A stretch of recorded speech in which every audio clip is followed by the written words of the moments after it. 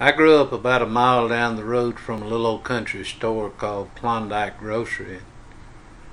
Out beside of the store there was a big tree that had some tables and chairs.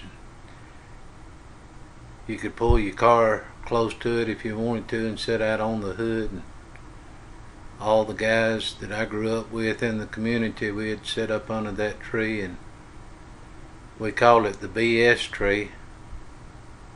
What BS actually stands for, because so much of it flew there. And there's a boy that lived up the road not too far from the store. His name was Charlie White. He was not as adventurous as some of us other boys was, and a little more disciplined, I believe, by his parents. And he was kind of a pale looking guy, combed his hair over and kept it trimmed real nice, conservative, more reserved kind of guy. He got him a new motorbike, and he was riding that motorcycle back and forth up and down the road there beside the BS tree, and we were all sitting out up under the tree watching him ride back and forth on his new motorbike. And he went up the road a little piece and he come back down, and he looked like in a lot of pain and had his hand cupped down around his privates, and we thought he had done hit himself on the gas tank, so we were all laughing.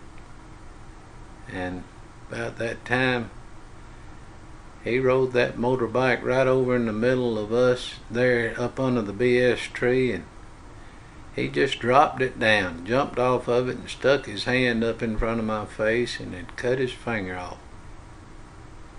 And you talking about one more ugly sight now, with all those nerves and vessels and that bone sticking up in the middle of it. It was something else. And Donald Skinner, he had his old 55, 56 Chevrolet there. It could run real strong. He just hopped in Donald's car and they took off for the hospital, and us other boys, we got his motorbike up and walked it up there to his house and told his mom and dad what had happened. I don't think his daddy was at home. I think his daddy was at work, but told his mama what had happened. Charlie had a sister. I believe it was just him and her. She was a little younger than him, and Charlie was kind of a slender fella, but his sister, she's a pretty big gal and looked like her mama, and Charlie looked like his daddy. But after we took that motorbike up there, we walked up and down the road looking for his finger, and we couldn't find that finger anywhere. And in a little while, Charlie and Donald got back from the hospital, and we asked Charlie, said, how'd you cut your finger off riding on a motorcycle? That was a mystery to us while he was away.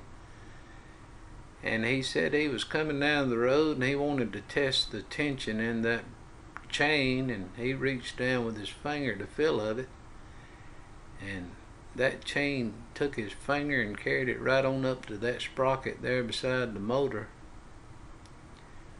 and chewed it off. Probably a good thing we didn't find that finger. There ain't no telling what it looked like or what kind of shape it was in. But anyway, Charlie was left with half an index finger on his left hand the rest of his life. And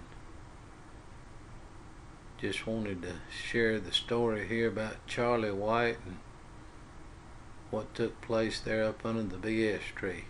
Thanks for listening, and y'all take care.